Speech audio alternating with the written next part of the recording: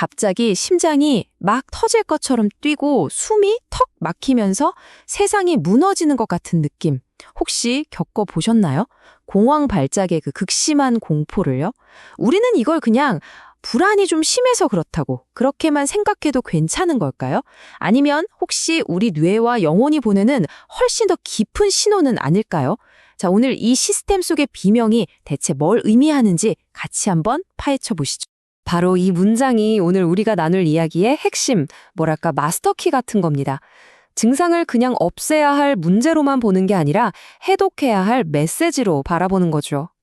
이런 관점의 전환, 바로 여기서부터 모든 이야기가 시작됩니다. 요즘 정신의학계가 정말 말 그대로 혁명적인 변화를 겪고 있어요. 더 이상 모호한 진단명에만 의존하던 시대는 이제 지나고 있거든요. 뇌 영상기술이랑 AI 분석 덕분에 이제 정신의학은 뇌회로가 어떻게 오작동하는지 그 명확한 생물학적 실체에 기반한 정밀의학의 시대로 접어들고 있습니다. 공황이라는 미스터리를 풀 새로운 도구가 우리 손에 쥐어진 셈이 오늘 우리가 함께 이 미스터리를 풀어볼 건데요. 먼저 시스템의 비명이 어디서 오는지 그 근원을 찾아보고 그 단서를 따라서 뇌의 공포 지도를 한번 탐험해 볼 겁니다. 그리고 이 여정의 끝에서 우리 시스템을 재부팅하고 평온을 되찾는 아주 구체적인 방법까지 발견하게 될 겁니다. 자, 첫 번째 퍼즐 조각은 바로 시스템 속의 비명입니다. 그러니까 그냥 불안해서 그래. 이런 단순한 말로는 설명이 안 되잖아요? 도대체 왜 우리 뇌가 이렇게까지 극단적인 경고를 보내는지 그 진짜 이유를 한번 들여다보자는 거죠. 자, 그럼 그 비명이 대체 무슨 뜻일까요? 이제 두 번째 단계로 넘어가서 그 비명을 해독할 결정적인 단서를 찾아볼 건데요. 여기서 증상 철학이라는 아주 흥미로운 암호 해독기 같은 걸 만나게 될 겁니다.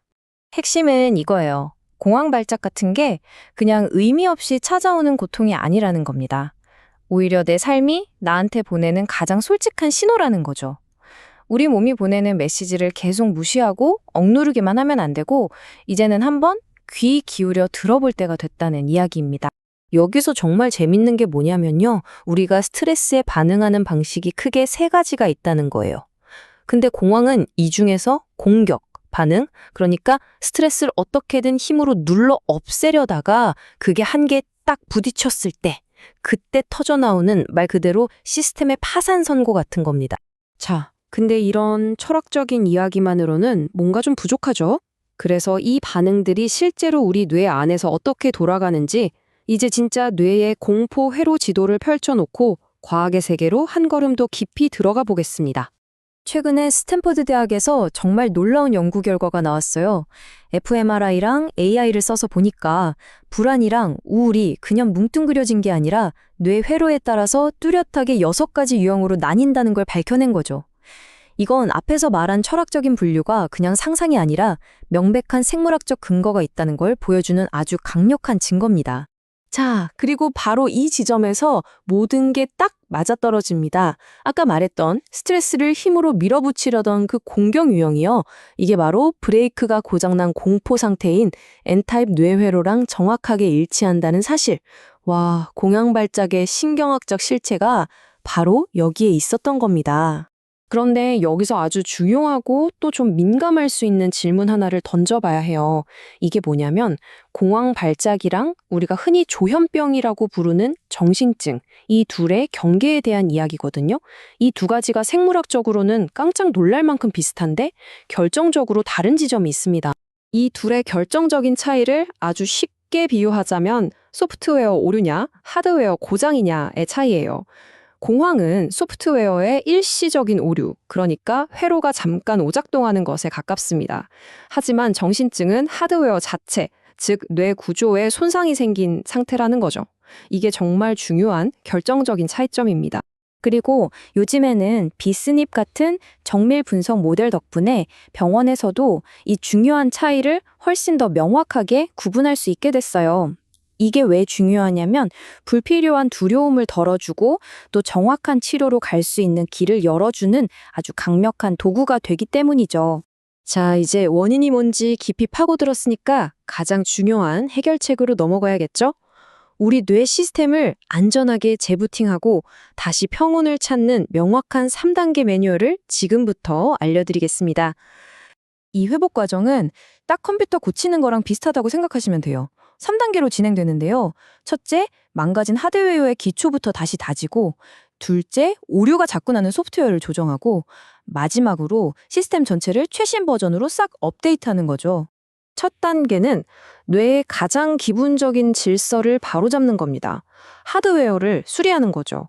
예를 들면 자고 일어나고 밥 먹는 시간을 분 단위까지 정확하게 지켜서 생체 리듬을 되찾고요. 뇌를 과도하게 흥분시키는 카페인, 술, 담배 같은 화학 물질은 일단 완전히 끊는 겁니다. 그리고 생활 자체를 좀 단순하게 만들어서 뇌가 쉴 틈을 주는 거죠.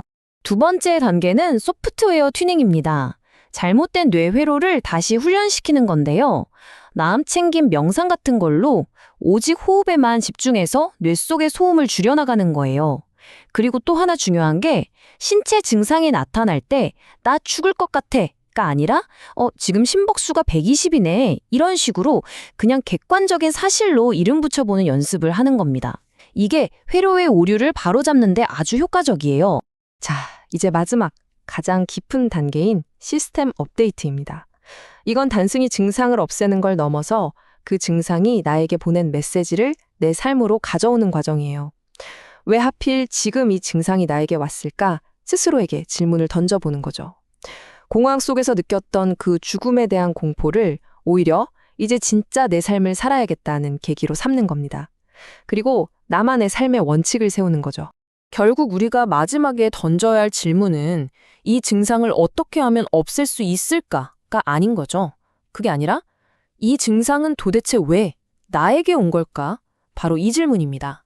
공황이라는 그 시스템 속의 비명은요, 물론 너무나 고통스럽지만 어쩌면 당신이 진짜 자기 삶의 주인이 될 수 있도록 당신의 뇌와 영혼이 보내는 가장 강력하고 또 가장 정직한 초대장일지도 모릅니다.